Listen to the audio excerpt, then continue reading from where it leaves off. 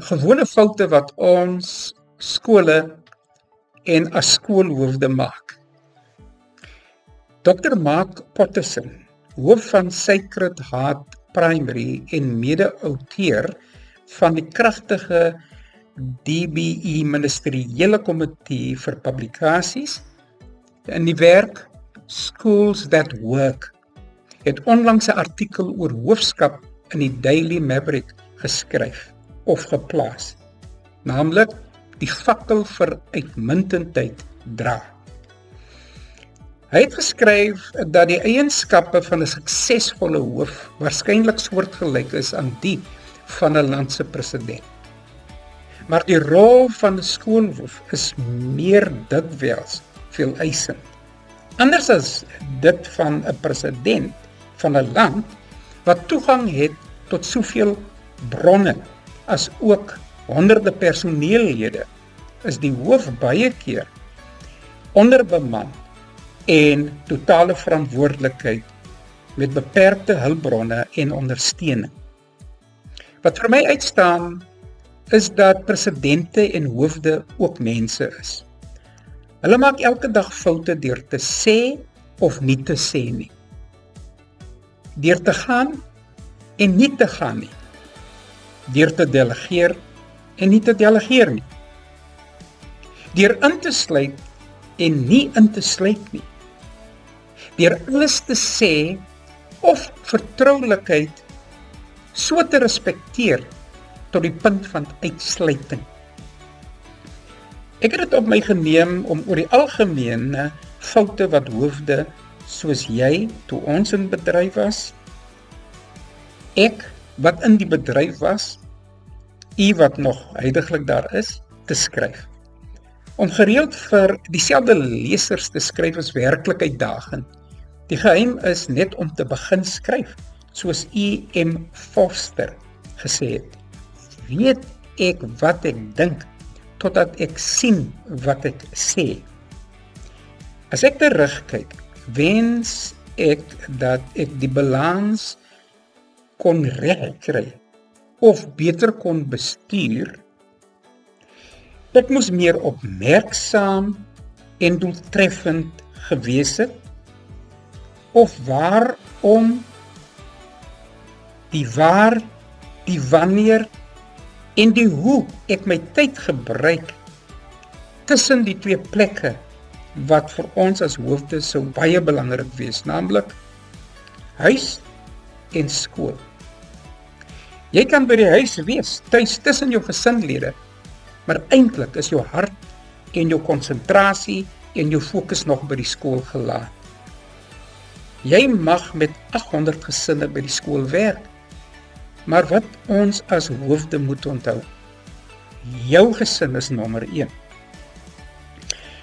Ek dink ek het dikwels die fout gemaak om die gesprek te domineer. Eerder as om bewustelik 'n breër opinie uitnodigend tot my personeel te rig. Ons rol as skoolhoof lei ons dikwels om te dink dat, omdat ons die groter prentjie sien, ons die beste weet, die situasie die beste kan ontleed. Niks klop om te luister nie. Te luister na die senior personeel, kollegas, die beheerliggaamslede. Want soms lê baie van die antwoorde wat ek mis by daardie groep. Die boodskap is soms ook baie meer effektief. Dit wat ek wil uitdra, as ek ander mense by dit kon betrek en ook deur iemand anders se stem dit kon laat deurgaan. Dit is die uitdaging vir my en u as die hoof. As hoof het ek probeer om myself dikwels te herinner dat die leiding wat ek moet gee nie net gaan oor myself en vanuit my eie perspektief nie, maar dat ek die leier is van ook ander leiers op my personeel en met wie ek saamwerk. Die keuse van 'n hoof is altyd 'n dubbelspel, omdat die druk van die warme stoel van hoofskap soms op onvermoedbare maniere manifesteer. Te dikwels maak die senior of onbeproefde kandidaat die fout om die kantoor as 'n toevlug te gebruik van daardie voor die hand liggende kwessies, wat kompleks, sensitief of konflikterend botsend kan wees.